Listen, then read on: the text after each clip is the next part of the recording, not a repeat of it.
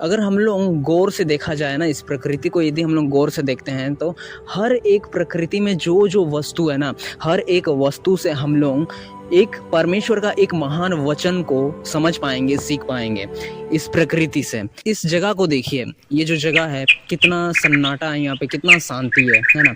परमेश्वर भी हमारे जीवन में ऐसे ही शांति देना चाहता है। जब हम लोग परमेश्वर के वचन में आगे बढ़ेंगे ना, परमेश्वर के वचन में चलेंगे, तो हमें परमेश्वर हमारे जीवन में उस शांति को डालेगा। सबसे पहले मैं आपको एक पेड़ के विषय में बताता हूँ ना। एक पेड़, ये पेड़ कितना ये एक विशाल पेड़ है, ठीक है। ये पेड़ एक ही बार में इतना बड़ा नहीं हुआ, ये भी धीरे धीरे जो है ये पेड़ जो है बड़ा हुआ। इसका यदि हम लोग जड़ को देखेंगे, इस जड़ को यदि हम लोग देखेंगे तो ये कितना गहराई तक, जमीन के कितना अंदर तक इस पेड़ का जो है जड़ सब जो है वो सब कितना गहराई तक गया होगा, है ना। ठीक उसी तरह जब हम लोग मसीही जीवन में आते हैं ना, जब हम लोग मसीही जीवन में आते हैं तो हम एक विशाल पेड़ नहीं बन जाते, फटाक से नहीं बन जाते। हमें क्या करना होता है, हम भी धीरे धीरे जो है आगे बढ़ते हैं। डायरेक्ट हम लोग इतना विशाल नहीं हो जाते हैं। हम लोगों को मसीही जीवन में बढ़ना होता है तो धीरे धीरे बढ़ना होता है, ठीक है। तो ऐसे ही होता है। एक वातावरण जो है ना, ये परमेश्वर का दिया हुआ वातावरण है। इस पेड़ को देख के हम लोग एक परमेश्वर का बहुत महान वचन को जान सकते हैं इस पेड़ को देख करके, है ना।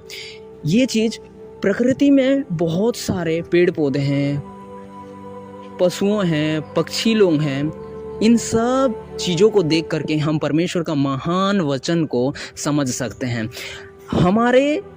हमारे ऊपर निर्भर करता है हम प्रकृति को किस हिसाब से देखते हैं, है ना, किस हिसाब से देखते हैं। इस शांति वाला जो वातावरण है, परमेश्वर हमारे जीवन में ऐसे ही शांति को देना चाहता है ना।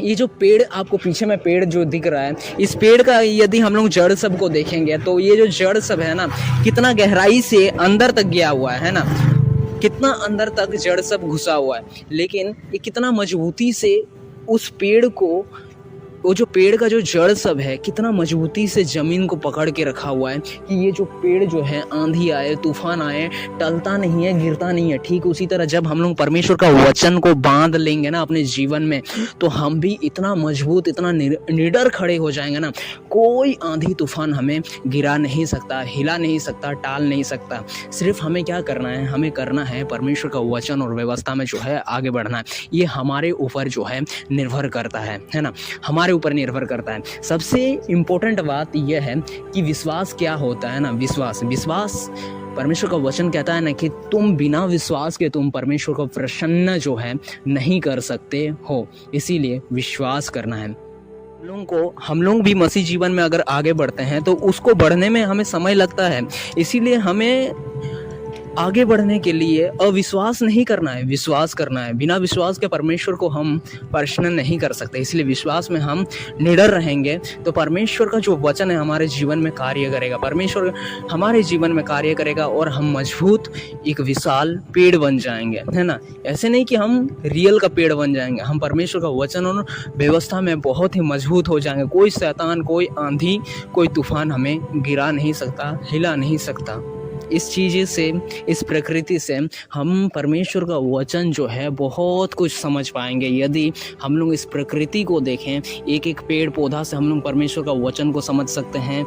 एक एक रास्ता से हम लोग परमेश्वर का वचन को समझ सकते हैं। हर एक वस्तु से हम लोग एक परमेश्वर का एक महान वचन को समझ पाएंगे, सीख पाएंगे इस प्रकृति से। आशा करता हूँ दोस्त, मैंने जो कुछ भी इस वीडियो में आपको बताया आपने समझा होगा। मिलते हैं किसी अगले वीडियो में अगले वचन के साथ। तब तक के लिए, अभी के लिए मेरे दोस्त, जय मसीह।